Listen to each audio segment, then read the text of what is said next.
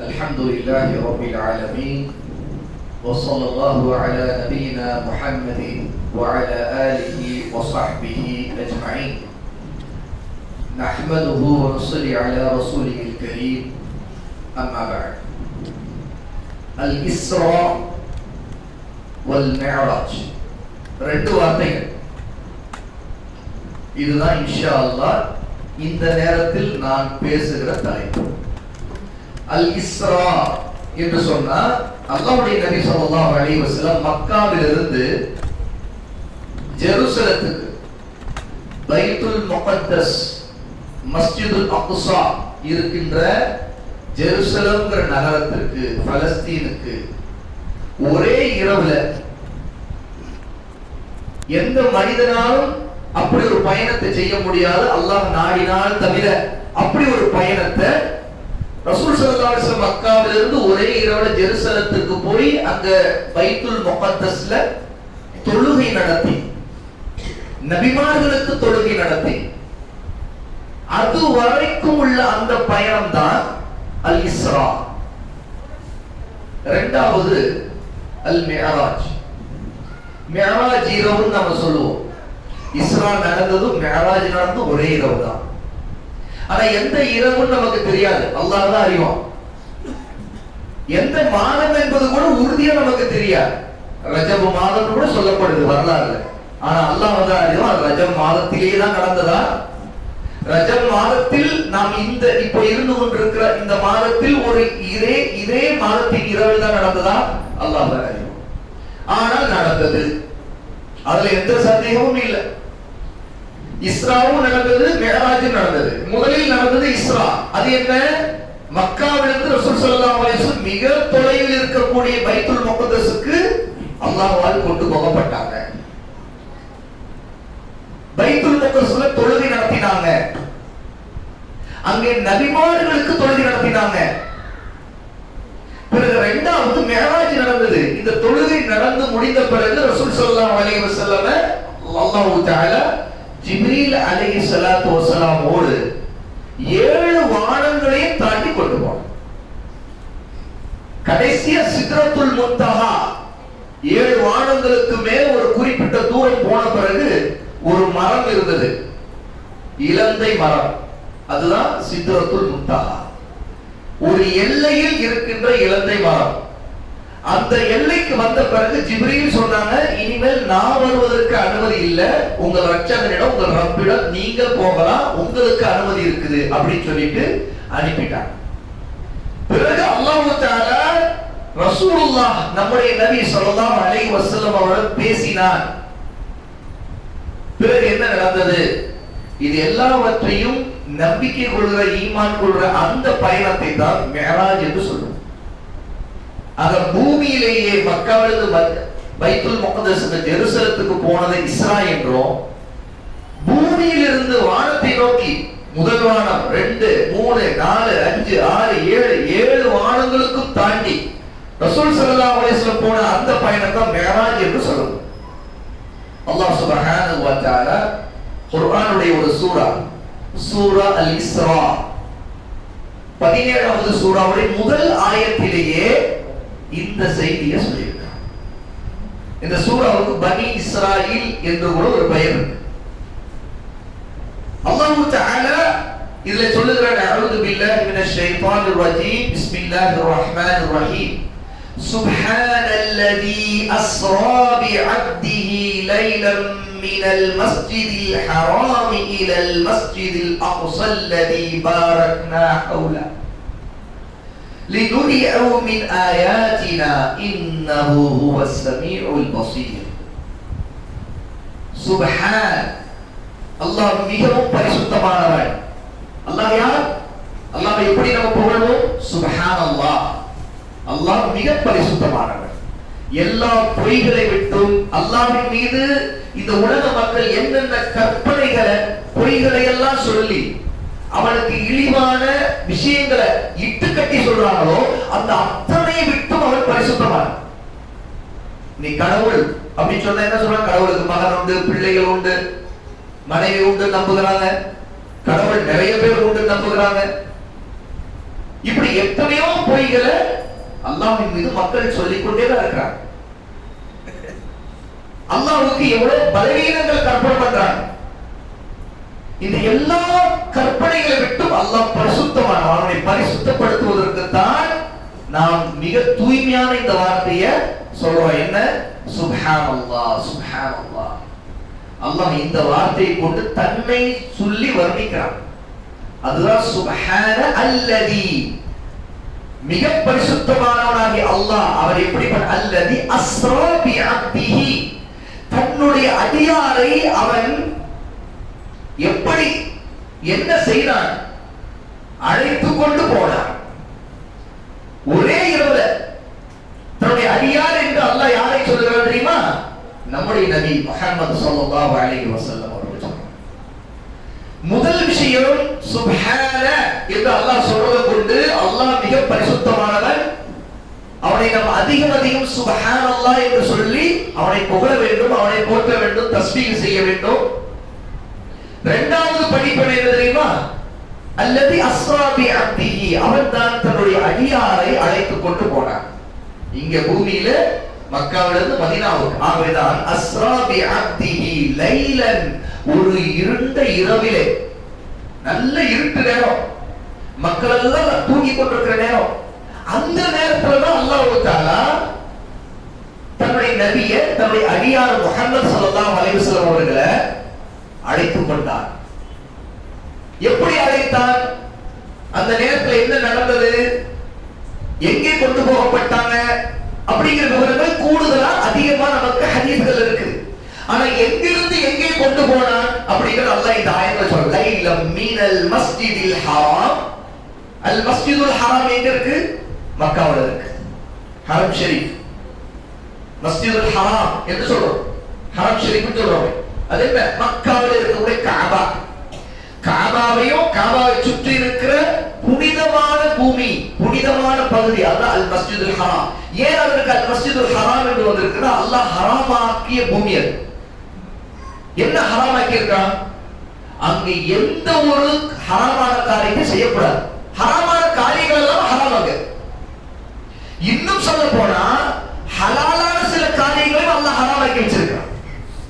அங்க இருக்கிற புல் பூண்டுகளை கூட கிள்ளக்கூடாது, அங்க இருக்கக்கூடிய உயிரினங்களை கொல்லக்கூடாது, மனிதர்களுக்கு நோவினை தரக்கூடிய ஆபத்தை ஏற்படுத்தக்கூடியதை தவிர்த்த. ஒரு பாம்பு வருது கொட்டிடும், அப்ப அதை அடிக்கலாம். ஒரு தேல் வருது கொட்டிடும், அப்ப அடிக்கலாம். ஆனா மற்ற எந்த ஒரு உயிரினத்திற்கும் அங்க தீங்கு செய்யக்கூடாது. காபாவுடைய அந்த பிரதேசத்தை அல்லாஹ் அவ்வளவு புனிதமாக்கி இருக்கிறான். இன்னும் ஒருவர் இன்னொருவரை அடிக்க கூடாது, ஒரு மனுஷன் இன்னொரு மனுஷனை அடிக்க கூடாது, திட்டக்கூடாது, சண்டையிடக்கூடாது. ஜாகிலிய காலத்தில் மிக மோசமான மூட நம்பிக்கைகள் ஊறி போய் திளைத்திருந்த மக்கள் கூட அந்த பகுதிக்கு வந்துட்டா எல்லா விஷயங்களையும் விட்டுருவோம். ஆஹா, இது ஹரம், இது புனிதமான பகுதி, அல்லாஹ் இங்கே பல விஷயங்களை தடுத்திருக்கிறான், அவன் நம்ம செய்யக்கூடாது, அவன் சண்டையிட மாட்டான். ஏன்னா ஜாகிலியா காலத்துல குறைஷிகளும் அரபுகளுமே சண்டையிட மாட்டான். அப்படிப்பட்ட புனிதமான பகுதியில் இருந்து அல் மஸ்ஜிதுல் ஹராமில் இருந்து இலல் மஸ்ஜிதுல் அக்ஸா, மஸ்ஜிதுல் அக்ஸா வரைக்கும் கொண்டு போனார். அல் மஸ்ஜிதுல் அக்ஸா என்று சொன்னா ஜெருசலத்தில் இருக்கக்கூடிய பலஸ்தீன் இன்னைக்கு இருக்குது, அங்க இருக்கக்கூடிய ஜெருசலம், அல் குதுஸ். அல் குதுஸ்ங்கிறது ஜெருசலத்திற்கான அரபு பெயர். அல் குதுஸ் என்று சொன்னால் புனிதப்படுத்தப்பட்ட பகுதியில் அர்த்தம். எப்படி அல்லாஹ் தஆலா அல் மஸ்ஜிதுல் ஹராம்னு சொல்லி மக்காவில் இருக்கக்கூடிய காபாவையும் அதை சுற்றி இருக்கிற பகுதிகளையும் புனிதமாக்கி இருக்கிறானோ, அதுபோல அல்லாஹ் தஆலா பைத்துல் முகத்தஸை புனிதப்படுத்தி இருக்கிறான், தூய்மைப்படுத்தி இருக்கிறான். அங்கேயும் இந்த மாதிரியான ஹராமான காரியங்களை செய்யக்கூடாது. அதற்கு ஒரு பெயர் அல் மஸ்ஜிதுல் அக்ஸா. அல் அக்ஸா என்று சொன்னால் மிக தூரமானது அர்த்தம். மக்காவிலிருந்து காபாவிலிருந்து ஒரு மஸ்ஜித் ரொம்ப தூரமா இருக்கு அப்படிங்கிறப்ப அந்த மஸ்ஜித் அதுதான். அல்லாஹ் தஆலா இந்த பூமியில முதலா அல்லாஹ்வை வணங்குவதற்காக நபிமார்களை கொண்டு கட்டிய முதல் பள்ளிவாசல் எது தெரியுமா? காபா. மக்காவில் இருக்கக்கூடிய காபா. அதே இந்த பூமியில அல்லாஹ்வை வணங்குவதற்காக கட்டப்பட்ட இரண்டாவது பள்ளிவாசல் எது தெரியுமா? அதுதான் அல் மஸ்ஜிதுல் அக்ஸா, பைத்துல் முகத்தஸ். அது இந்த பள்ளிவாசலிலிருந்து மிக தொலைவில் இருக்கிறதான் அல் மஸ்ஜிதுல் அக்ஸா அதுக்கு பேர். ஏன்னா அல் அக்ஸா என்று சொன்னால் மிக தொலைவானது அப்படின்னு அர்த்தம். ஆக மிக தொலைவாக இருக்கக்கூடிய அல் மஸ்ஜிதுல் அக்ஸா, ஜெருசலத்தில் இருக்கக்கூடிய பைத்துல் முகத்தஸிற்கு அல்லாஹ் ஒரே இரவிலே தன்னுடைய அடியார் முஹம்மது ஸல்லல்லாஹு அலைஹி வஸல்லம் அவர்களை கொண்டு போனார். அதைத்தான் அல்லாஹ் தஆலா இங்கே சொல்றார். அப்ப நம்ம இரண்டாவது படிப்படியா தெரிய வேண்டியது என்னன்னா, நம்முடைய நபி ஸல்லல்லாஹு அலைஹி வஸல்லம் அல்லாஹ்வுடைய மிகச்சிறந்த அப்து. அப்படி என்றால் மிகச்சிறந்த அடிமை. அல்லாஹ்வையே வணங்குவதிலும் அவனுக்கு கட்டுப்படுவதிலும் அவனுக்கு இணை வைக்காமல், ஷிர்க் செய்யாம எல்லா வணக்கங்களையும் அவனுக்கு செய்வதிலும் இந்த உலகத்தில் அல்லாஹ் படைத்த அடிமைகளிலேயே மிகச்சிறந்த அடிமை, மிகச்சிறந்த அடியார் யார்? நபி முஹம்மது ஸல்லல்லாஹு அலைஹி வஸல்லம். ஆகவேதான் நாம ஷஹாதா சொல்லும்போது கூடவே ஒரு விஷயத்தை சேர்த்து சொல்றோம். அன்ன முஹம்மதன் அப்துஹு வ ரசூலுஹு. அன்ன முஹம்மதன், முஹம்மது ஸல்லல்லாஹு அலைஹி வஸல்லம் அவர்கள் அப்துஹு, அல்லாஹ்வுடைய அடிமையாகவும், வ ரசூலுஹு, அவனுடைய ரசூலாக, தூதராகவும் இருக்கின்றார்கள் அப்படின்னு நம்பிக்கை கொள்றோம். அப்ப இது நம்முடைய அகீதா. நம்முடைய அகீதாவுல ரசூலுல்லாஹ் ரசூல்னு நம்பிக்கை கொள்றதோட கூடவே சேர்த்து இதே நம்பிக்கை கொள்ளணும் அல்லாஹ்வுடைய அடிமை. இன்னும் சொல்லப்போனா அவர்கள் முதலில் அல்லாஹ்வின் அடிமைதான், அடுத்தது அல்லாஹ்வுடைய ரசூல். ஏன்னா ரசூல் ஆகுவதற்கு முன்பே அல்லாஹ்வின் சிறந்த அடிமையாகும், நபி ஆகுவதற்கு முன்பே ரசூல் ஸல்லல்லாஹு அலைஹி வஸல்லம் அல்லாஹ்வின் சிறந்த அடிமையாகும். அவர்கள் மனிதர், ஒரு மனிதனுக்குரிய எல்லா பலவீனங்களும் அவர்கள்ட்ட இருந்துச்சு. நாம் அதை நம்பிக்கை கொள்றோம்.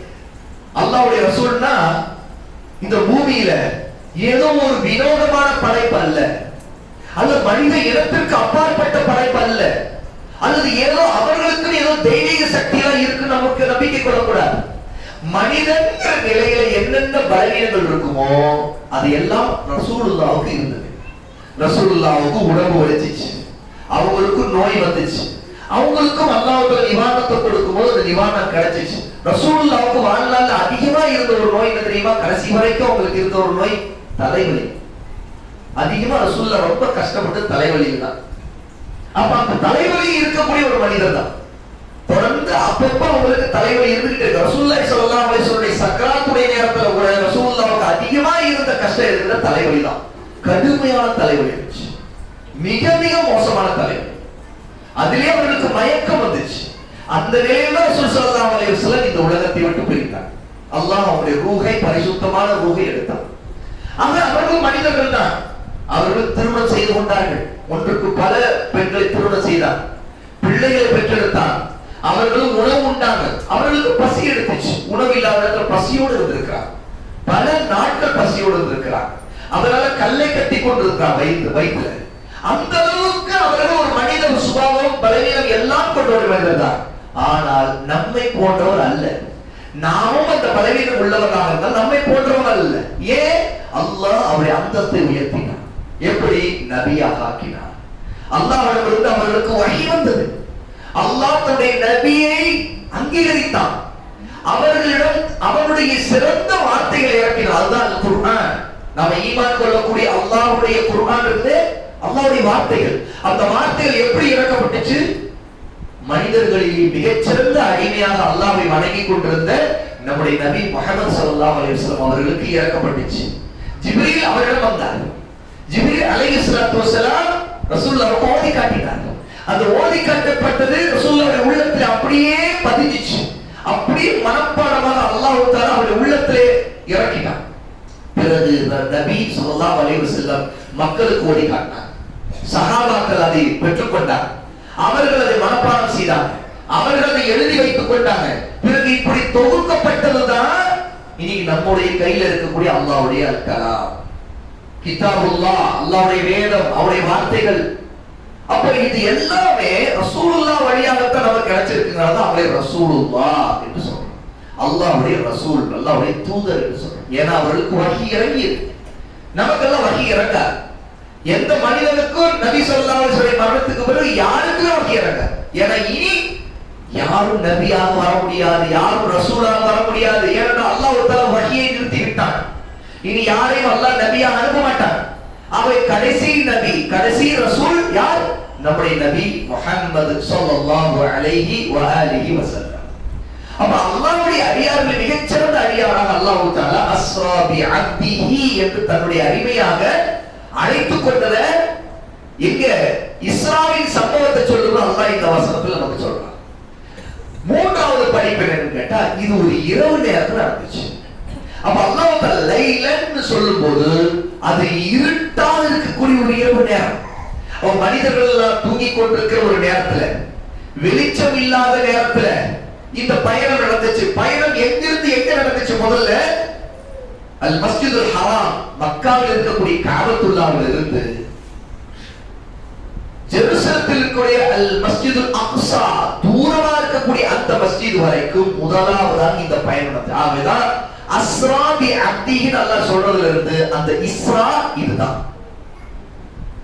எப்படி நடந்தது, அப்போது என்னவெல்லாம் நடந்தது அப்படிங்கறத நபி ஸல்லல்லாஹு அலைஹி வஸல்லம் சஹீஹான ஹதீஸ்கள் மூலமாக நமக்கு தெளிவுபடுத்தியிருக்காங்க.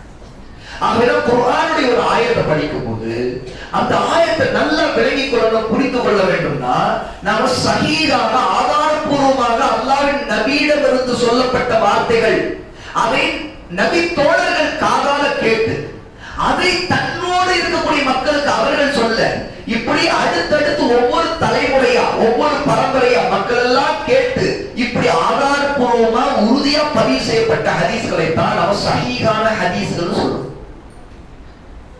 எப்ப பொய்யர்களோ, இட்டு கட்டக்கூடியவர்கள், கதை சொல்லக்கூடியவர்கள், அல்லது தக்வா இல்லாதவர்கள் மார்க்கத்தின் பேர ரசூலுல்லாஹின் பேர ஒரு ஹதீஸ் ஒன்று சொல்றாங்களோ, அப்ப அதை அவ்வளவு சீக்கிரம் நம்பிட முடியாது. ஏன்னா அந்த சந்தேகம் இருக்கு. வரலாறுல இந்த மாதிரி பொய்யர்கள் யாராவது ஹதீஸ்களை இப்படி சொல்லி இருக்காங்கன்னா, நம்முடைய இமாம்கள், ஹதீஸ் துறை அறிஞர்கள், முஹத்திஸூன், ஹதீஸுடைய அறிஞரை முஹத்திஸ் என்று சொல்லுவாங்க. முஹத்திஸ்கள் இமாம் புகாரி, இமாம் முஸ்லிம், இமாம் திர்மிதி, இமாம் நசாயி, இந்த மாதிரி எவ்வளவோ அறிஞர்கள் இருந்திருக்காங்க. இமாம் மாலிக், இமாம் அஹ்மத், இமாம் ஷாஃபிஈ எல்லாம் ஹதீஸ் துறை அறிஞர்கள். அவர்கள் எல்லாம் ஆராய்ச்சி செய்து பொய்யர்களுடைய ஹதீஸ்களை கண்டுபிடிச்சிட்டாங்கன்னா, கண்டுபிடிச்சு அவங்க சொல்லிடுவாங்க இவர் ஒரு பொய்யர், இவன் சொல்றதை நம்பாதீங்கன்றோம். ஆனா உண்மையாளர்கள் சொல்லும் போது அதுதான் சஹீஹா ஆதாரபூர்வமான ஹதீஸ்களாக நமக்கு கிடைச்சது. அப்படிப்பட்ட ஹதீஸ்கள்ல நமக்கு இமாம் புகாரி பதிவு செய்திருக்கிறது நிறைய இருக்கு, இமாம் முஸ்லிம் பதிவு செய்திருக்கிறது இருக்கு, இன்னும் நிறைய இமாம்கள் பதிவு செய்தது. இந்த மாதிரியான ஹதீஸ்கள்ல ரசூலுல்லாஹ்வுடைய பயணங்கள்ல இந்த இரவில் நடந்த அல் இஸ்ரா வல் மிஅராஜ் என்ற பயணத்தை பற்றி வந்திருக்கிற ஹதீஸ்களை எடுத்து பார்த்தா தெரியும், இந்த ஆயத்திற்கு அல்லாஹ் தஆலா இதுல என்னென்ன விஷயங்களை விளக்கமா ஆக்கி இருக்கிறாங்கறதை ரசூலுல்லாஹ் சொன்னாங்க. எப்படி அவருடைய பயணம் ஆரம்பித்தது சொன்னாங்க. எப்படி ஆரம்பித்தது, எந்த வாகனத்தில் ரசூலுல்லாஹ் அந்த பயணத்தை செய்தாங்க, அப்போது அந்த பயணத்தை அவங்களோட கூட வந்தது யாரு, எல்லாத்தையும் விளக்கி இருக்கிறாங்க. ரசூலுல்லாஹ் பகல்ல காலையில இந்த விஷயத்தை சொன்னாங்க. அது சஹாபாக்கள் மூலமா இன்னைக்கு நம்ம கை கிடைச்சிருக்கு, நம்ம கவனத்துக்கு கிடைச்சிருக்கு. நம்முடைய அகீதா, நம்முடைய நம்பிக்கைக்கு நாம உண்மையாக அதை நம்பிக்கை கொள்ளணுங்கிற ஈமானை அதிகப்படுத்தக்கூடிய செய்தியா இருக்கு. அதுல இப்ப இரவில நடந்தது அப்படின்னு நல்லா சொல்லிட்டான். அதுவும் இஸ்ராங்கிறது மக்காவிலிருந்து பைத்துல் முக்தஸ் வரைக்கும் நடந்ததுன்னு சொல்லி இருக்கிறான். அப்படின்னா எப்படி நடந்தது? முதலில் இது காபாவிலேயே நடந்துச்சு. ரசூலுல்லாஹி ஸல்லல்லாஹு அலைஹி வஸல்லம் காபாவுடைய ஹிஜ்ர் பகுதிக்குள்ள படுத்திருந்த நேரம். ஹிஜ்ர் பகுதிங்கிறது எதுன்னு கேட்டா, இன்னைக்கு நாம காபாவுடைய படத்தை பார்த்தீங்கன்னா எல்லாரும் தவாப் செய்துட்டு இருப்பாங்க. தவாப் செய்யும் போது அல்ல அந்த படத்தை கொஞ்சம் கவனிச்சு பாருங்க. நடுவுல காபா இருக்கு, கருப்பா திரையிடப்பட்ட ஒரு மஸ்ஜித். அந்த மஸ்ஜித் சதுர வடிவத்தில் இருக்கு, சரியா? ஆனா சதுர வடிவமா இருக்கிற அந்த மஸ்ஜிதை ஒட்டி ஒரு பகுதி மட்டும்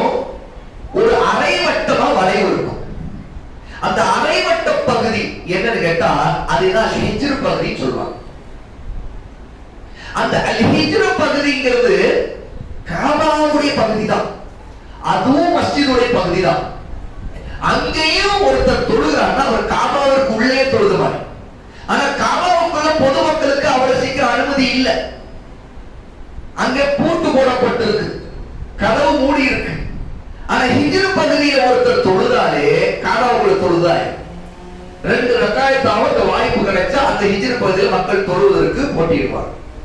சில சமயங்கள்ல ரொம்ப கூட்டம் குறைவா இருக்கிற நேரத்துல அந்த ஹிஜ்ர் பகுதியில தொழுவதற்கு அந்த கேட் அப்படி திறந்து விட்டுருப்பாங்க. உள்ள போய் அப்படி நின்று எல்லாரும் தொழுதுட்டு இருப்பாங்க. நமக்கு நல்ல வெளியில தெரியும், ஏன்னா அது ஒரு அரைவட்ட பகுதி. அதுக்கு அந்த கேட்டு நம்முடைய இடுப்பு உயரத்துக்கு அல்லது நம்முடைய மார்பு அளவுக்கு அதை விட குறைவா தான் இருக்கும். மக்கள் தொழுதுட்டு இருப்பாங்க. கேட்டுக்குள்ள அப்படி உள்ள போய் இடம் இருக்கிற நாமளும் உள்ள போய் நின்று தொழுதோம்னா அது காபாவுக்குள்ளேயே தொழுது நன்மை கிடைக்கும் ரசூல் ஸல்லல்லாஹு அலைஹி சொல்லியிருக்காங்க. ஆனா அது கட்டப்படாமல் இருக்கு. ஏன்னு கேட்டா ரசூல் ஸல்லல்லாஹு அலைஹி வஸல்லம் அவங்க நபியாகுவதற்கு முன்னாடி அவங்களுக்கு ஒரு 35 வயசு இருக்கும் பொழுது காபாவை குறைஷிகள் என்ன செய்யறாங்க, புனர் நிர்மாணம் செய்யறாங்க. அதாவது அது ரொம்ப மழையால வெள்ளத்தால ரொம்ப சேதம் அடைஞ்சிருச்சு. இப்ப சேதம் அடைஞ்சிருக்கிறத சரியா கட்டி எழுப்புவோம் அப்படின்னு சொல்லிட்டு குறைஷிகள் எல்லாம் ஒரு முடிவு செய்து அவங்களுடைய ஹலாலான வருமானத்திலிருந்து வசூல் செய்தாங்க. குறைஷிகள் நிறைய ஹராமான தொழில பண்ணிட்டு இருந்தாங்க. அப்படி இருக்கும்போது அல்லாஹ்வுடைய மஸ்ஜிதை நாம திரும்ப கட்ட போறோம் அப்படிங்கும் போது ஹலாலான வருமானத்தை கொண்டு இந்த மஸ்ஜிதை கட்டணும் அப்படின்னு அல்லாஹ்வுக்கு பயந்து ஹராமான காசு எதையும் யார்கிட்டயும் வசூலிக்காம ஹலாலான காசை பாருங்க, ஜாகிலியா காலத்திலே குறைஷிகளா இருந்த அந்த முஷ்ரிக்குகளுக்கு அல்லாஹ்வுடைய மஸ்ஜித் ஹலாலான காசுல கட்ட வேண்டும் ஒரு அகீதா தெளிவாச்சு. ஆக அவங்க வசூல் செய்து கட்டியதுல பண பற்றாக்குறை ஏற்பட்டுச்சு. அவங்களால கடைசியா கட்ட முடிந்தது எவ்வளவுன்னு கேட்டா இந்த ஹிஜ்ர் பகுதியை விட்டுட்டு உள்ள அந்த சதுர வடிவத்தில் இருக்கக்கூடிய பகுதி மட்டும்தான் கட்ட முடிச்சு. ஆக இந்த பகுதியை அவங்க விட்டுட்டாங்க. அதே கட்டலான திட்டத்தில் இருந்தவங்க வசூல் குறைவா தான் இருந்துச்சு, ஹலாலானதான் அவ்வளவுதான் கிடைச்சிட்டு கட்ட முடிஞ்சது. அவ்வளவு ஹராமானது இருந்திருக்கு. அவங்க பெரிய வியாபாரிகள் தான், ஆனா ஹலாலானதை மட்டுமே கொண்டு கட்ட வேண்டும் அவங்க முடிவு எடுத்ததுனால அந்த ஹலாலான பணத்துக்கு அவ்வளவுதான் கட்டினாங்க. ஆகவே சதுர வடிவத்துல காபா இருக்கு. ஆனா அவருடைய அரைவட்ட பகுதி இருக்குது, வெளியே இருக்கிற பகுதி, அதுவும் காபாவுடைய பகுதி தான். ரசூல் ஸல்லல்லாஹு அலைஹி வஸல்லம் பிற்காலத்துல அதை திரும்ப உள்ளடக்கி சதுர வடிவத்தில் இருக்கிறத இப்படி அதை சேர்த்து சூரிய எழுப்பி கட்டிடலாமான்னு யோசிச்சாங்க. ஆனா பயந்தான். ஏன் கேட்டா ஆயிஷா ரலியல்லாஹு அன்ஹா சொன்னாங்க, உன்னுடைய மக்கள் இதுல குழப்பத்திற்கு ஆளாகுவார்களோ என்பதனால் இதை நான் திரும்ப கட்டாமல் அப்படியே விட்டு விட்டேன் சொன்னார். அதற்கு ரசூல் ஸல்லல்லாஹு அலைஹி வஸல்லம் எந்த ஒரு பிரச்சனைக்காக குழப்பம் பெரியதாக ஆகிடுமோ, இந்த மாதிரி காபாவை இடிச்சிட்டாங்க அப்படி மக்கள் பேசுற மாதிரி ஒரு குழப்பம் வந்துருமோ அப்படிங்கிறதுக்காக ரசூல் ஸல்லல்லாஹு அலைஹி வஸல்லம் எந்த காரணத்துக்காக அந்த காரியத்தை திரும்ப செய்யாம விட்டாங்களோ அதே காரணத்திற்காகத்தான் இன்னைக்கு வரைக்கும் ஆட்சியாளர்களும் அந்த காபாவுக்கு வெளியே இருக்கக்கூடிய காபாவின் உள்பகுதியா இருக்கக்கூடிய ஹிஜ்ர் பகுதியை உள்ள வச்சு கட்டுறது அப்படி விட்டுறாங்க. மக்களும் தொழுவதற்கு வசதியா இருக்கனால போய் தொழுறாங்க. இந்த இடத்தில் தான் ரசூல் ஸல்லல்லாஹு அலைஹி வஸல்லம் இரவு நேரத்தில் படுத்திருந்த போது அவர்களுடைய முதல் இஸ்ராவுக்கான நடவடிக்கை ஆரம்பிச்சிச்சு. அல்லாஹ் தஆலா அந்த நேரத்துல ஜிப்ரீல் அலைஹிஸ்ஸலாத்து வஸலாம் அனுப்பினார். முதலில் நடந்தது என்ன தெரியுமா? நெஞ்சு பிளத்தல். ரசூலுல்லாஹ்வுடைய இஸ்ரா ஆரம்பிக்கிறதுக்கு முன்னாடி, மேராஜ் ஆரம்பிக்கிறதுக்கு முன்னாடி நடந்த முதல் சம்பவம் நெஞ்சு பிளத்தல். அதாவது ரசூலுல்லாஹ்வுடைய தொண்டைக்கு கீழே, இந்த தொண்டை பகுதி முடிகிற இடம், இங்க இருந்து அவருடைய தொப்புள் வரைக்கும் முழுக்க ஜிப்ரீல் அலைஹிஸ்ஸலாத்து வஸலாம் அறுத்து பிளந்துட்டாங்க. படுத்திருந்த நிலையிலேயே முழுக்க அறுத்து பிளக்கப்பட்டுச்சு. இது ஹிஜ்ர் பகுதியில் நடந்துச்சு. அந்த இரவு நேரத்தில் பிளந்து உள்ளே இருக்கிற இதயத்தை எடுத்தான், அதை கழுவினான். பிறகு அது திரும்ப உள்ளே வைத்து தைக்கப்பட்டு விட்டது. தைக்கப்பட்ட அடையாளம் ரசூல் ஸல்லல்லாஹு அலைஹி வஸல்லம் மௌத் வரைக்கும் இருந்துச்சு. அவங்களுடைய நெஞ்சு பகுதி தொண்டைக்கு கீழே இருந்து ஆரம்பித்து தொப்புள் வரைக்கும் உள்ள அந்த நெஞ்சு பிளக்கப்பட்டு திரும்பவும் அந்த உள்ளே இருக்கக்கூடிய இதயம் எடுத்து ஜம்சம் நீரிலே கழுவப்பட்டு திரும்ப உள்ளே வைத்து தைக்கப்பட்ட அடையாளம் ரசூலுல்லாஹி ஸல்லல்லாஹு அலைஹி வஸல்லம் மரணம் வரைக்கும் அந்த அடையாளம் இருந்து கொண்டுதான் இருந்துச்சு. இது நடந்த பிறகுதான் இரண்டாவது விஷயம், அல் புராக் வாகனத்தை ஜிப்ரீல் அலைஹிஸ்ஸலாத்து வஸலாம் கொண்டு வந்தாங்க. அல் புராக்ங்கிறது ஒரு வாகனம், வெள்ளையாக இருக்கும். அந்த வாகனம் ஒரு பிராணி, வெள்ளையாக இருக்கக்கூடிய ஒரு பிராணி. அது கழுதையை விட கொஞ்சம் பெரியது. கோவேறு கழுதை இருக்குமே, அதை விட கொஞ்சம் சின்னது உயரத்தான். கழுதை விட கொஞ்சம் பெருசா இருக்கும், உயரமா இருக்கும். கோவேறு கழுதைங்கிறது கொஞ்சம் பார்த்தா குதிரை மாதிரி தெரியும். ஏன்னா அது குதிரைக்கு கழுதைக்கு பிறந்ததுதான் கோவேறு கழுதை. அது கழுதுதான், ஆனா கோவேறு கழுதை. ஏன் குதிரைக்கு கழுதைக்கு சேர்ந்து பிறந்துச்சு. அது குதிரை அளவு உயரத்துல இருக்காது, ஆனா குதிரை மாதிரியே தெரியும். அதுக்கு குதிரை மாதிரியே வாழ்வு தெரியும். அப்ப அந்த கோவேறு கழுதையை விட கொஞ்சம் சிறியதாகவும் கழுதையை விட கொஞ்சம் பெரியதாகவும் வெள்ளை நிறத்தில் இருக்கக்கூடிய ஒரு பிராணி தான் அல் புராக். இந்த அல் புராக்குங்கிற வாகனத்தை பிராணிய ஜிப்ரீல் அலைஹிஸ்ஸலாத்து வஸலாம் கொண்டு வந்திருந்தாங்க. அதிலே உட்கார வைத்துத்தான் அல்லாஹ்வுடைய நபி ஸல்லல்லாஹு அலைஹி வஸல்லம் அவர்களை ஜிப்ரீல் அலைஹிஸ்ஸலாத்து வஸலாம் இங்கே காபத்துல்லாஹ்விலிருந்து மஸ்ஜிதுல் அக்ஸா பைத்துல் முகத்தஸ் வரை கொண்டு போறாங்க. இந்த வாகனம் போன வேகத்தை ரசூலுல்லாஹ் நமக்கு சொல்றாங்க. அந்த வாகனம், இந்த பிராணி ஒரு பாய்ச்சல் காலை தூக்கி அப்படி ஒரு இடத்துல வைக்குதுன்னா அதனுடைய வேகம், அதனுடைய தூரம் எப்படி இருக்கு கேட்டா, ஒரு மனிதன் தூரமா ஒரு இடத்தை தன்னுடைய கண்ணால பார்க்கறான் அப்படின்னா அவனை கண்ணெற்ற திசையில எவ்வளவு தூரத்தை ஒரு மனிதன் பார்க்க முடியுமோ அவ்வளவு தூரத்தை ஒரு பாய்ச்சல்ல அது கை கால் வைக்கும். ஒரு பாய்ச்சல்ல அப்படி காலை தூக்கி அடுத்து வைக்கும் போது ஒரு மனிதன் கண்ணெட்டும் தூரம் அளவுக்கு அது பாயும். இப்படி அவ்வளவு வேகமாக அல் புராக்ங்கிற அந்த பிராணியில ரசூல் ஸல்லல்லாஹு அலைஹி வஸல்லம் காபத்துல்லாஹ்வுடைய அந்த ஹிஜ்ர் பகுதியில் இருந்து அங்க இருந்து பைத்துல் முகத்தஸ் கொண்டு போவாங்க. போய் இறங்கியாச்சு. இப்ப அல்லாஹ் தஆலா நமக்கு குர்ஆனுடைய இந்த ஆயத்துல இதுவரைக்கும் சொன்னது ஹதீஸ், இப்ப குர்ஆனுடைய ஆயத்துக்கு திரும்புவாங்க. அல்லாஹ் தஆலா இந்த பைத்துல் முகத்தஸை பற்றி சொல்லும்போது சொல்றான், அல்லதி பாரக்னா ஹவுல. அந்த பைத்துல் முகத்தஸ் இருக்கிற அல் குதுஸ், அல் குதுஸ் என்ற ஜெருசலம், அரபியில் அல் குதுஸ், தமிழ்ல நம்ம ஜெருசலம், இங்கிலீஷ்ல ஜெருசலம் சொல்லுவோம். அந்த அல் குதுஸ்ங்கிற ஜெருசலத்துடைய அந்த மொத்த பகுதியுமே பாரக்னா, நாம் பரக்கத்து செய்திருக்கிறோம். ஹவுலஹு, அதை சுற்றி இருக்கிற எல்லா பகுதியும், அதாவது அல் மஸ்ஜிதுல் அக்ஸாங்கிற பைத்துல் முகத்தஸ் பள்ளிவாசலும் பரக்கத்து நிறைந்தது. அதை சுற்றி இருக்கிற அந்த அல் குதுஸ்ங்கிற ஜெருசலம் முழுக்க பரக்கத்து நிறைந்தது. அல்லாஹ் தஆலா மிக பரக்கத்து நிறைந்த அந்த பூமிக்கு, அந்த மஸ்ஜித் இருக்கின்ற இடத்துக்கு ரசூலுல்லாஹி ஸல்லல்லாஹு அலைஹி வஸல்லம் அவர்களை கொண்டு போனார். அதுதான் அல் இஸ்ரா.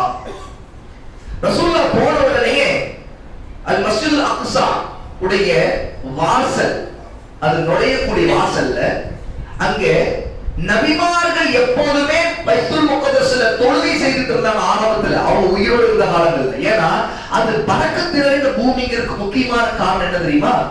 அந்த பூமியில் தான் இப்ராஹிம் அலைஹிஸ்ஸலாத்து வஸலாமுடைய சந்ததியில இருந்த எல்லா நபிமார்களும் வந்தாங்க. இப்ராஹிம் அலைஹிஸ்ஸலாத்து வஸலாமுக்கு முன்னாடி நபிமார்கள் பல வம்சத்துல வந்திருக்கிறாங்க. ஆனா இப்ராஹிம் அலைஹிஸ்ஸலாத்து வஸலாம் அல்லாஹ் அல் கலீலாக, தன்னுடைய தேர்ந்தெடுக்கப்பட்ட தோழராக, நண்பராக மிகப்பெரிய அந்தஸ்து அல்லாஹ் கொடுத்து அவருடைய பிரார்த்தனை துஆவை அல்லாஹ் ஏற்றுக்கொண்ட பிறகு இந்த பூமியில அல்லாஹ் அனுப்பி எல்லா நபிமார்களுமே இப்ராஹிம் அலைஹிஸ்ஸலாத்து வஸலாமுடைய சந்ததியில மட்டும்தான் வந்தாங்க. அதுல கடைசி நபி நம்முடைய நபி முஹம்மது ஸல்லல்லாஹு அலைஹி வஸல்லம்.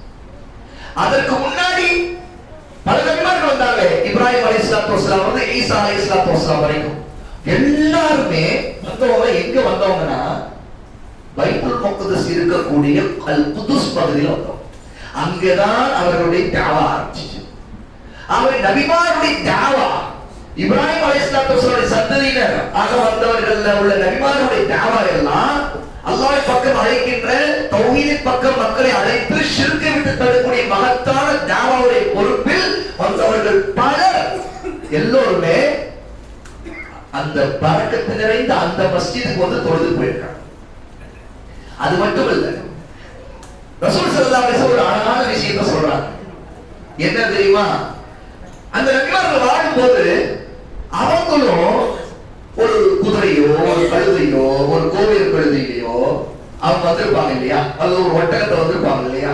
அப்ப அவங்க தொழுகைக்கு வரும்போது என்ன செய்திருப்பாங்க? அதை கட்டி போட்டிருப்பாங்க. இதான யதார்த்தம். இப்ப நாம வரோம், மஸ்ஜிதுக்கு வரோம், ஒரு சைக்கிள்லயோ பைக்லயோ வரோம், என்ன செய்யறோம்? வெளியில இந்த இடத்துல நிறுத்துவோம், எங்கே போனா இந்த இடத்துல நிறுத்துவோம். உண்மையா? செருப்பு எங்க விடலாம்? இந்த இடத்துல செருப்பு விடணும் விடுவோம். நபிமார்கள் அவங்க காலத்துல அவங்க ஒரு ஒட்டகத்திலேயோ ஒரு குதிரையிலோ கழுதையில வரும்போது அதை கட்டி போடணும்ல, அதை கட்டி போடுவதற்கு ஒரு இடம் இருந்துச்சு. அதே இடத்துல ரசூல் ஸல்லல்லாஹு அலைஹி வஸல்லம் புராக்கை கட்டி போட்டார்கள். அதே இடத்துல நபிமார்கள் கட்டிய இடத்திலேயே அவர்கள் கட்டினார்கள். பிறகு பிஸ்மில்லாஹ் என்று சொல்லி அல் மஸ்ஜிதுல் அக்ஸா பைத்துல் முக்தஸுக்குள்ள நுழைஞ்சாங்க. போய் 2 ரக்காயத்துகள் தொழுதாங்க. அதான் தஹியத்துல் மஸ்ஜித். மஸ்ஜிதுக்காக கீழே உட்கார்வதற்கு முன்னாடி தொழுது. அது மிகவும் ஆர்வமூட்டப்பட்ட, இன்னும் சொல்ல போனா ஜும்மாவுடைய தினங்கள்னா ரொம்ப வலியுறுத்தப்பட்ட தொழுகை. அவன் ஜும்மாவுக்காக நம்ம மஸ்ஜிதுக்குள்ள நுழையும் போது இமாம் மிம்பர்ல பேசிக் கொண்டிருந்தாலும் உட்கார்வதற்கு முன்னாடி 2 ரக்காயத்துகளை தொழுது விட்டு உட்காரும். இது ஒரு முக்கியமான சுன்னா. ரசூல் ஸல்லல்லாஹு அலைஹி வஸல்லம் மஸ்ஜிதுக்குள்ள நுழையும் போதெல்லாம் இதை செய்து தான் உட்காருவாங்க. அப்ப உள்ள நுழைந்த 2 ரக்காயத்துகள் தொழுதார்கள். இந்த 2 ரக்காயத்துகள் ரசூல் ஸல்லல்லாஹு அலைஹி வஸல்லம் தொழுது ஒரு இமாமாக நின்று எல்லா நபிமார்களுக்கு இமாமாக தொழுகிறார். அப்படின்னா என்ன தெரியுது? அந்த நேரத்தில் அந்த இடத்தில் அல்லாஹ் தஆலா எல்லா நபிமார்களையும் கொண்டு வந்தார். எல்லா நபிமார்களுக்கும் இமாம செய்தார். ஆனா அவர்கள் இறந்துட்டாங்களே, அப்படி எப்படி வந்தாங்க? இது அல்லாஹ் வர முடியும். இதான் முதல் பதில். அது எப்படி வந்தாங்க அப்படி கேள்வி கேட்டாங்க. நாம அது நம்முடைய அறிவு கேட்கிற கேள்வி. அதுக்கு ஈமான் சொல்ற பதில் என்னன்னா அல்லாஹ் வர முடியும். அல்லாஹ் வர முடியும். அல்லாஹ்வை கொண்டு வர முடியும். அல்லாஹ் எதையும் செய்ய நாடக்கூடியவன், எல்லாவற்றுக்கும் ஆற்றல். அல்லாஹ் அலா குல்லி ஷைஇன் கதீர். அனைத்து விஷயத்திலும் அல்லாஹ்வுக்கு ஆற்றல் உண்டு. அவர் இறந்து விட்ட அந்த நபிமார்களை அல்லாஹ் அவர்களை ரசூலுல்லாஹ்வுக்கு பின்னாடி தொழும்படி அங்கே நாடினான். ரசூலுல்லாஹ் எல்லா அந்த நபிமார்களுக்கும் இமாமாக இருந்து தொழுகை நடத்தினார். இது அல்லாஹ் நம்முடைய நபி ஸல்லல்லாஹு அலைஹி வஸல்லம் கொடுத்த மிக உயர்ந்த அந்தஸ்து. ஏன்னா எல்லா நபிமார்களுக்கும் அவர்கள் இமாமாக இருந்தார். அவர் புராக்கை கட்டிட்டு உள்ளே போய் ரசூல் ஸல்லல்லாஹு அலைஹி வஸல்லம் அங்கே நபிமார்களுக்கு தொழுகை நடத்தி முடிச்சாங்க. அதற்கு பிறகு அங்கே இருந்தால் ரசூல் ஸல்லல்லாஹு அலைஹி வஸல்லம் பயணம் மிஅராஜுடைய பயணம் ஆரம்பிச்சிச்சு. திரும்ப உடனே ரசூல் ஸல்லல்லாஹு அலைஹி வஸல்லம் தொழுகை நடத்திட்டு நேரா மக்காவுக்கு போறாங்க. இங்க பைத்துல் முகத்தஸ்ல இருந்து அந்த பரக்கத் நிறைந்த அந்த மஸ்ஜிதில் இருந்து தான் அல்லாஹ் தஆலா ஜிப்ரீல் அலைஹிஸ்ஸலாத்து வஸலாமுடைய 7 வானங்களுக்கு மேல மிஅராஜுடைய பயணத்தை நம்முடைய நபி ஸல்லல்லாஹு அலைஹி வஸல்லம் அவர்களுக்கு நாடி அல்லாஹ் தஆலா சொல்றார், நூரியஹு மின் ஆயாத்தினா, நம்முடைய அத்தாட்சிகளை அவர் பார்க்க வேண்டும் என்பதற்காக. அல்லாஹ்வுடைய அத்தாட்சிகள் என்னென்ன ஆயாத், அல்லாஹ்வுடைய வல்லமைக்கு அத்தாட்சிகள் ஆதாரங்கள் என்னென்ன, அது எல்லாத்தையும் கண்கூட பார்க்கிற நிலையை அல்லாஹ் தஆலா நம்முடைய நபி ஸல்லல்லாஹு அலைஹி வஸல்லமுக்கு நாடியதுதான் அல் மிஅராஜ். அல் இஸ்ராங்கிற காபாவிலிருந்து பைத்துல் முகத்தஸ் கொண்டு போன பயணமா இருக்கட்டும், அதுக்கு பிறகு அங்கே இருந்து தொழுகை நடத்தி முடித்த பிறகு அங்கே இருந்து 7 வானங்களுக்கு ஒவ்வொரு வானத்தையும் தாண்டி தாண்டி ரசூல் ஸல்லல்லாஹு அலைஹி வஸல்லம் அல்லாஹ் உயர்த்திய பயணமா இருக்கட்டும், இரண்டுமே அல்லாஹ்வுடைய அத்தாட்சிகளின் மகத்தான் மிகப்பெரியது. ஏன் தெரியுமா? நம்முடைய கற்பனையில எட்டவே இது எப்படி நடந்துச்சு. அதனால்தான் இந்த நடந்த சம்பவங்கள் ரசூல் ஸல்லல்லாஹு அலைஹி வஸல்லம் காலையில சொன்னாங்க. ஃபஜ்ர் நேரத்துல மக்களுக்கு சொன்னாங்க. அங்கிருந்த மக்கள் யாரும் நம்பல. அல்லாஹ்வுடைய நபியை நபியா ஈமான் கொண்டிருந்தவங்களுடைய உள்ளத்துலதான் அந்த ஈமான் அதிகப்படுத்திச்சு, நம்பிக்கை கொண்டாங்க. யாரெல்லாம் அல்லாஹ்வுடைய நபி மீது உண்மையா ஈமான் கொள்ளலையோ அவங்களுக்கு நம்பிக்கை வரல. அவங்க ஆச்சரியப்பட்டுட்டு இது எப்படி, ஏன் அவங்களுக்கு ஆச்சரியமா இருக்குன்னா அது எப்படி ஒரு மனிதர் இரவிலேயே ஒரே இரவுக்குள்ள பைத்துல் முகத்தஸுக்கு போயிட்டு வந்தாருன்னு சொல்றாரு? இது எப்படி நம்புறது அப்படின்னு அவங்களுக்கு ஆச்சரியமாச்சு. குறைஷிகள் என்ன செய்தாங்க தெரியுமா? கேள்வி கேட்டாங்க. சரி சரி, நீங்க பாத்தீங்க சொல்றீங்களே, மஸ்ஜிதுல் அக்ஸா எப்படி இருந்துச்சு வர்றீங்க சொல்லுங்க பாப்போம். ஏன்னா உண்மையே ஜெருசலத்துக்கு போய் பைத்துல் முகத்தஸ பார்த்தவங்க அங்க இருந்தவங்க ரசூலுல்லாஹ் வர்ணிக்கிறத வச்சு இவர் உண்மையிலே பார்த்தாரான்னு முடிவு பண்ணாங்க. ஏன்னா இதுக்கு முன்னாடி ரசூலுல்லாஹ் போனதும் இல்லை. ரசூலுல்லாஹ்வுடைய பயணம் அவங்க அப்படி பயணங்கள் தான் செய்ததும் இல்லை. சின்ன வயசுல ரசூல் ஸல்லல்லாஹு அலைஹி வஸல்லம் ஒரு 11 வயசு இருக்கும்போது, வியாபார குழுவா இருக்கும்போது ரசூல் ஸல்லல்லாஹு தன்னுடைய பெரிய தந்தை அபூ தாலிபோட ஒரு பயணம் செய்திருக்கிறார். அவ்வளவுதான். அந்த பயணம் ஷாமை நோக்கி இருந்துச்சு. ஆனா அது வியாபாரத்துக்கான போன பயணம். அது பைத்துல் முகத்தஸுக்கு ரசூல் ஸல்லல்லாஹு அலைஹி வஸல்லம் போன பயணம் இல்லை. அப்போ ஒருவர் பைத்துல் முகத்தஸுக்கு போகவே இல்லை இது வரைக்கும். ஆனா ஒரே இரவுல நைட்டோட நைட் போயிட்டு வந்து காலையில சொல்றாரு. அப்படிங்கும்போது அவங்க என்ன சொன்னாங்க? சரி சரி, நீங்க அது எப்படி இருந்துன்னு சொல்லுங்க பாப்போம். அதை வச்சு நீங்க உண்மை சொல்றீங்களா பொய் சொல்றீங்களா நாங்க கண்டுபிடிக்கிறோம் அப்படின்னா. அல்லாஹ் தஆலா அந்த நேரத்துல ரசூல் ஸல்லல்லாஹு அலைஹி வஸல்லம் அப்படியே பைத்துல் முகத்தஸ அப்படியே கண்ணுல காட்டுறான். அந்த காட்சி அவங்களுக்கு தெரியுது. அல்லாஹ் ரசூலுல்லாஹ் துஆ செய்றாங்க. அல்லாஹ் அவங்களுக்கு அமையலை போனது இரவு நேரத்துல முழுக்க இருட்டா இருக்கிற நேரத்துல அந்த பைத்துல் முகத்தஸ் மஸ்ஜித் எப்படி இருக்கு, அதோட வாசல் எப்படி இருக்குது, கதவு எப்படி இருக்கு, ஜன்னல் எப்படி இருக்கு, இதெல்லாம் சொல்ல முடியாது. ரசூலுல்லாஹ் போனாங்க, புராக் வாகனத்தை கட்டினாங்க, தொழுகை நடத்தினாங்க. அதுக்கு பிறகு அங்கிருந்து மேராஜுக்கு போயிட்டாங்க. வானத்தை நோக்கி அல்லாஹ் அவங்களை உயர்த்திட்டான். அப்போ பைத்துல் முகத்தஸ வர்ணிக்கிறோம் எப்படி இருந்துச்சு அப்படின்னு. இப்போ குறைஷிகளுக்கு பதில் சொல்வதற்கு அல்லாஹ் அங்க ஏற்படுத்திய அற்புதம் என்ன தெரியுமா? ரசூலுல்லாஹ் அதே இடத்துல காலையில் நின்று கொண்டு அப்படியே அவருடைய கண்ணுல அவங்களுக்கு காட்டப்படுது பைத்துல் முகத்தஸ் எப்படி இருக்கு, மஸ்ஜித் எப்படி இருக்குது, வாசல் எப்படி இருக்குது, கதவுகள் எப்படி இருக்குது, சுவர் எப்படி இருக்குது, ஒவ்வொன்றையும் ரசூலுல்லாஹ் பார்த்து வர்ணிக்கிறாங்க. அப்படி அதிர்ந்து போயிட்டாங்க குறைஷிகள். ஏன்னா ரசூலுல்லாஹ் சொன்னபடி தான் பைத்துல் முகத்தஸ் அன்னைக்கு அப்படி இருந்துச்சு. ரசூலுல்லாஹ்வுக்கு அல்லாஹ் காட்டின உண்மையான அசல் பைத்துல் முகத்தஸ் அதுதான். அப்ப அவங்கள எதுவும் சொல்ல முடியல, ஆனாலும் மறுக்க முடியல. ஆனா போய் பிக்கிறாங்க, கேள்வி பண்ண ஆரம்பிச்சிட்டாங்க இவருக்கு என்னமோ ஆயிடுச்சு அப்படின்னு. எந்த அளவு கேள்வி பண்ணாங்கன்னா இந்த விஷயத்த அந்த நேரத்துல ஊரெல்லாம் பேச ஆரம்பிச்சிட்டாங்க. அப்ப அபூபக்கர் சித்திக் ரலியல்லாஹு அன்ஹு ஊர்ல இல்ல. அவங்க வெளியூருக்கு ஒரு வேலையா போயிட்டு திரும்பி உள்ள வந்துட்டு இருக்காங்க. மக்காவுக்குள்ள நுழையிற நேரத்துல அபூபக்கரை ஒருத்தர் பாக்குறாங்க. உங்க நண்பர் என்ன இப்ப சொல்லிட்டு இருக்காரு தெரியுமா அப்படின்னு கேட்கிறாங்க. என்ன சொல்றாரு அப்படிங்கும்போது இவங்க சொல்றாங்க, ஒரே ராத்திரியில இங்க இருந்து பைத்துல் முகத்தஸ் போயிட்டு வந்துட்டான் அவரு அப்படிங்கிறாங்க. அப்படியா சொன்னாரு அப்படிங்கிறாங்க அபூபக்கர் ரலியல்லாஹு. ஆமா, இதை நீங்க நம்புறீங்களா அப்படிங்கிறாங்க இவங்க. அபூபக்கர் ரலியல்லாஹு சொன்னாங்க, அவர் தினமும் காலையிலும் சாயங்காலமும் அல்லாஹ்விடமிருந்து வானத்திலிருந்து எனக்கு செய்தி வருகிறது என்று சொல்லுகிறார். எது? வஹி. அல்லாஹ்விடமிருந்து வானத்துல தான் வரும். வஹிங்கிறது வானத்துல வழியா தான் வரும். ஏன்? அல்லாஹ் தஆலா 7 வானங்களுக்கு மேல உயர்ந்தவர். அல்லாஹ்வுடைய செய்தி எல்லாம் மேலிருந்து தான் வருது கீழே. அபூபக்கர் சொன்னாங்க, இதை விட ஒரு விஷயத்தை, இது பெரிய அற்புதம் இல்லை. எது? ஒரே நாயிட்ல இப்படி ஒரு பயணம் நடந்துச்சுன்னு சொல்றதா உங்களுக்கு நம்பர் கஷ்டமா இருக்குது. நான் சொல்றேன், அவர் சொல்றார். யார்? ரலியல்லாஹு அன்ஹு அபூபக்கர் ரலியல்லாஹு அன்ஹு சொல்றாங்க, தினமும் காலையிலும் சாயங்காலமும் வானத்திலிருந்து எனக்கு செய்தி வருகிறது என்று அவர் சொல்லுகிறார். அதை நாங்கள் நம்புகிறோம். அப்படி இருக்கும் பொழுது அதை விட பாரதூரமா நம்பவே முடியாத ஒரு விஷயம் இல்லை. வானத்திலிருந்து செய்தி வருதுன்னு சொல்றதையே நம்புறனால அவர் உண்மையிலேயே இப்படி நீங்கள் சொல்லுவது போல சொல்லி இருந்தால் அவர் உண்மையைத்தான் சொன்னார் அப்படின்னா. அப்படி என்றால் அவர் உண்மையாக சொல்லி இருந்தார். அப்ப அந்த இடத்துல ஒரு இக்கு வைக்கிறார். யாரு? அபூபக்கர் ரலியல்லாஹு. இவங்க சொல்றது உண்மையா பொய்யான்னு தெரியல. ஏன்னா இன்னும் ரசூலுல்லாஹ் அபூபக்கர் இன்னும் சந்திக்கல. அப்ப அபூபக்கர் சந்திச்சு ரசூலுல்லாஹ் ஸல்லல்லாஹு அலைஹி வஸல்லம் என்ன சொன்னாங்கங்கிற பிறகுதான் உண்மை என்னன்னு தெரியும். ஆனா அபூபக்கர் என்ன முடிவு பண்ணிட்டாங்க?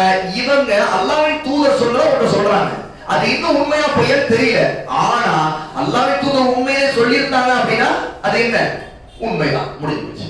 ஏன் வானத்துல இருந்து எனக்கு மெசேஜ் வருதுன்னு சொல்றதை நாங்க நம்பும் போது, ஒரே ராத்திரியில இங்க இருந்து பூமியில ஒரே இடத்துல இருந்து இன்னொரு இடத்துக்கு போயிட்டு வந்து சொல்றது நம்புறது கஷ்டமா? கஷ்டம் இல்ல. ஏன்னா அல்லாஹ்வின் தூதர் பொய் சொல்ல மாட்டாங்க. அவன் ஒரு கால் பொய்யர் அல்ல. அப்ப உண்மையாக இருந்தாலும் சொல்லுவாங்க. ஆகவேதான் அபூபக்கர் சொன்னாங்க, அவர் இதை உண்மையிலேயே சொல்லி இருந்தால் அவர் உண்மையைத்தான் சொன்னார் அப்படின்னு சொன்னார்.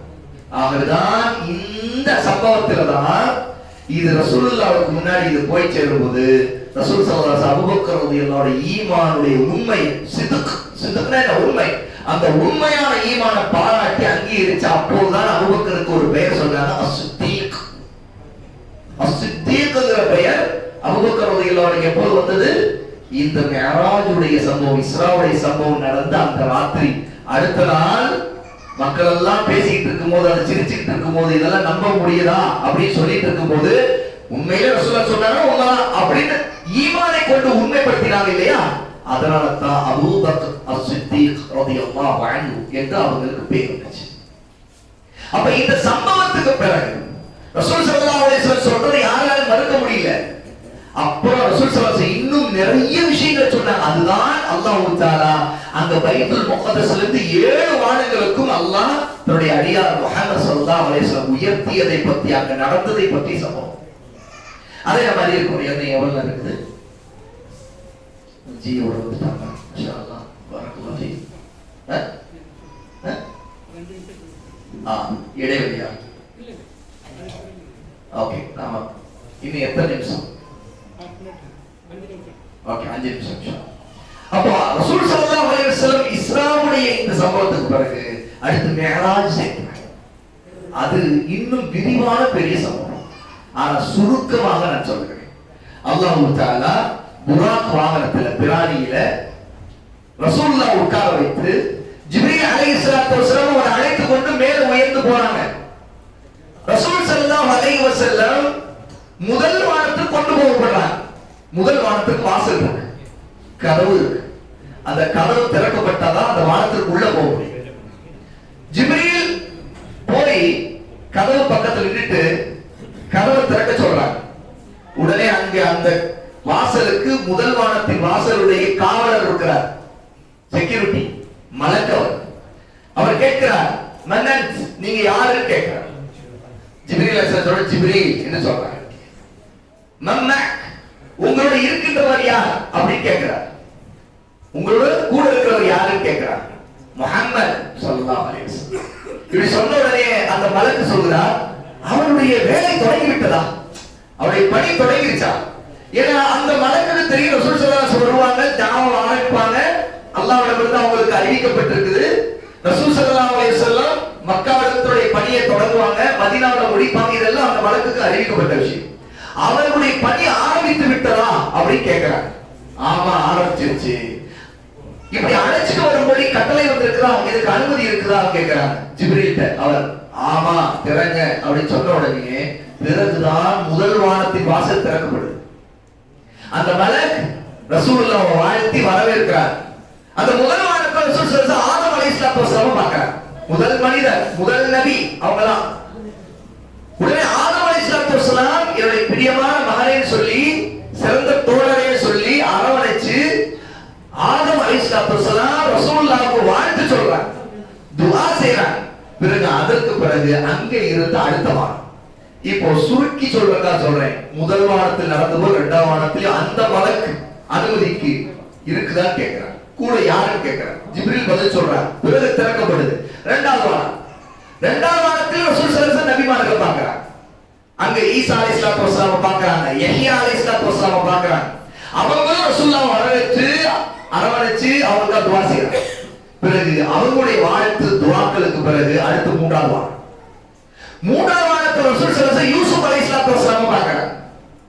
ரசூல் ஸல்லல்லாஹு அலைஹி வஸல்லம் மிஅராஜ்ல இருந்து வந்த பிறகு யூசுப் அலைஹிஸ்ஸலாத்து வஸலாம் அழகு சொன்னாங்க. அழகு எப்படி இருந்துச்சு? யூசுப் அலைஹிஸ்ஸலாம் மிக சிறந்த, மிக பேரழகு கொண்டவங்க. யாரும் வாங்கிடுவாங்க இல்லையா? ரசூலுல்லாஹ் கண்ணால யூசுப் அலைஹிஸ்ஸலாத்து வஸலாம் மூன்றாவது வானத்துல பார்த்தாங்க இல்லையா? மக்களுக்கு இங்க வந்து சஹாபாக்கள் சொன்னாங்க, யூசுஃபை பார்த்தேன், அல்லாஹ் படைத்த அழகிலேயே பாதி அழகு அவருக்கு தான் கொடுத்திருக்காங்க. சுப்ஹானல்லாஹ். மொத்தமா அல்லாஹ் அழகுன்னு ஒன்ன படைச்சு ஒரு பாதி இந்த பூமியில இருக்கிற எல்லாரும் கொடுத்துட்டான். பிரிச்சு பிரிச்சு பிரிச்சு பிரிச்சு கொடுத்துட்டான். ஒரு பாதிய அல்லாஹ் யூசுஃபுக்கு மட்டுமே கொடுத்துட்டான் அப்படிங்கிறான். அவ்வளவு ஒரு அழகுனா அழகு அவனோட. யாரு? யூசுப் அலைஹிஸ்ஸலாத்து வஸலாம். சுப்ஹான். யூசுப் அலைஹிஸ்ஸலாத்து வஸலாம் ரசூலுல்லாஹ் வாழ்த்துறாங்க, துஆ செய்றாங்க. அதுக்கு பிறகு அடுத்த நான்காவது வாரம், நான்காவது வாரத்துல இத்ரீஸ் அலைஹிஸ்ஸலாத்து வஸலாம் பார்க்கறாங்க. وَرَفَعْنَاهُ مَكَانًا عَلِيًّا. அல்லாஹ் தஆலா குர்ஆன்ல சொல்றான், وَرَفَعْنَاهُ مَكَانًا عَلِيًّا. மிக உயர்ந்த இடத்தில் அவரை நாம் உயர்த்தி விட்டோம். கண்ணியமான உயர்ந்த இடத்தில் அவரை உயர்த்தி. அது நாலாவது வாரம். நாலாவது வாரத்துல இத்ரீஸ் அலைஹிஸ்ஸலாத்து வஸலாம் பார்க்கறாங்க. அடுத்த ஐந்தாவது வாரம், ஐந்தாவது வாரம் இதே மாதிரி ஒவ்வொரு வாரத்தில் நடப்பது பொழுது ஐந்தாவது வாரத்தில் நடக்குது. நான்கில் நடந்தது. ஐந்தாவது ஹாரூன் அலைஹிஸ்ஸலாத்து வஸலாம் பார்க்கறாங்க. அடுத்து அங்கிருந்து ஆறாவது வாரத்துல மூசா அலைஹிஸ்ஸலாத்து வஸலாம் பார்க்கறாங்க. அதே மாதிரி அடுத்து ஏழாவது வாரத்துல இப்ராஹிம் அலைஹிஸ்ஸலாத்து வஸலாம் ரசூலுல்லாஹ் பார்க்கறாங்க. இப்ராஹிம் அலைஹிஸ்ஸலாத்து வஸலாம் மிகவும் அவங்களுக்காக துஆ செய்து அவங்களை அரவணைச்சு இப்ராஹிம் அலைஹிஸ்ஸலாத்து வஸலாம் பார்த்த பிறகு அந்த 7 வானத்துக்கு பிறகு அல்லாஹ் தஆலா ரசூல் ஸல்லல்லாஹு அலைஹி வஸல்லம் அவர்களை ஜிப்ரீல் அப்படியே மேல அடுத்து போகும் பொழுது சித்ரத்துல் முன்தஹா ஆரம்பத்தில் சொன்னது போல கடைசியாக ஒரு எல்லை, இலந்தை மரம் ஒன்று இருக்கக்கூடிய அந்த கடைசி எல்லை, அந்த எல்லை வரைக்கும் ஜிப்ரீல் வந்தாங்க. அதற்கு பிறகு ஜிப்ரீல் அலைஹிஸ்ஸலாம் சொன்னாங்க, இனிமேல் எனக்கு அனுமதி இல்லை, அல்லாஹ் உங்களுக்கு அனுமதி கொடுக்கிறார், நீங்க தான் போக முடியும், எனக்கு அனுமதி. அந்த எல்லையை தாண்டிய பிறகுதான் அல்லாஹ் தஆலா நம்முடைய நபி முஹம்மது ஸல்லல்லாஹு அலைஹி வஸல்லம் அவர்கள் தான் பேசினார். திரைக்கு அப்பால் ஒரு ஸ்கிரீன்னா நாம நினைக்கிற ஸ்கிரீன்ல இல்ல, கற்பனை செய்யறது ஒளியால் ஆன ஸ்கிரீன், ஒரு தடுப்பு.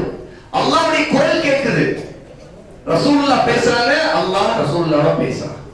அல்லாஹ் தஆலாவுடைய குரலை கேட்கிறாங்க, கண்ணால அவங்கள பார்க்கல.